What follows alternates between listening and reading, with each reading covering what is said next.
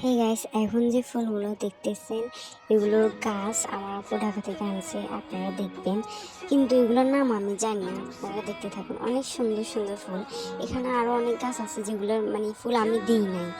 এই যেগুলো যেগুলো আছে ওগুলো আপনাদের দিয়েছি, দেখেন অনেক সুন্দর।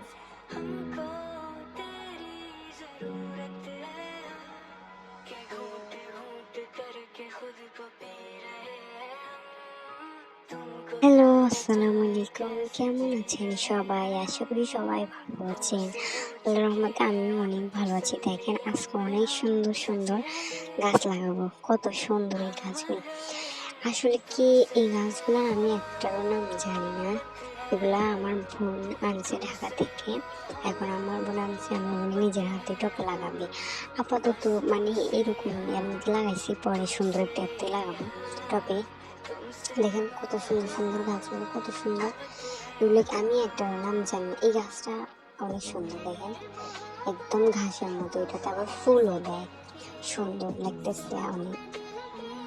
ভাই আসে ঢাকা থেকে, গাছ নিয়ে আসে। ওদের আসলে অনেক বড় ফুলের বাগান আছে ঢাকা গাজীপুরে, 3-4টা আছে। তো ওইখান থেকে আমি নিয়ে আসতে বলি যে গাছ লাগাবো, কিন্তু নিয়ে আসে এত কষ্ট করে ঠিকই, কিন্তু একটা গাছও হয় না।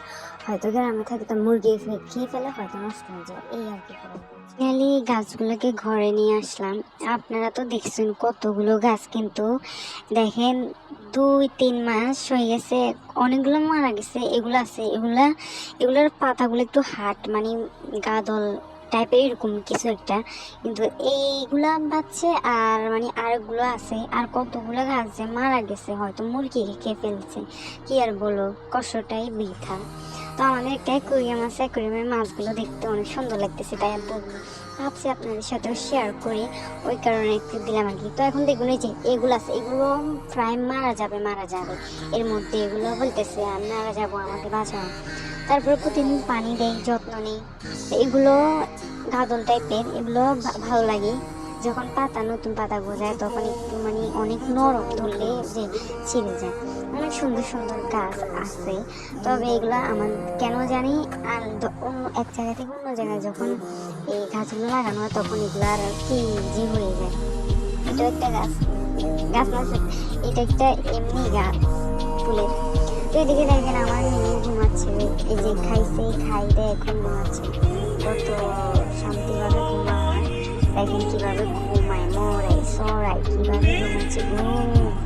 এখন কে কোথায় আছে, কোন কোন জায়গায় আছে, কোনো কিছু হিসাব নাই, ঘুমাচ্ছে।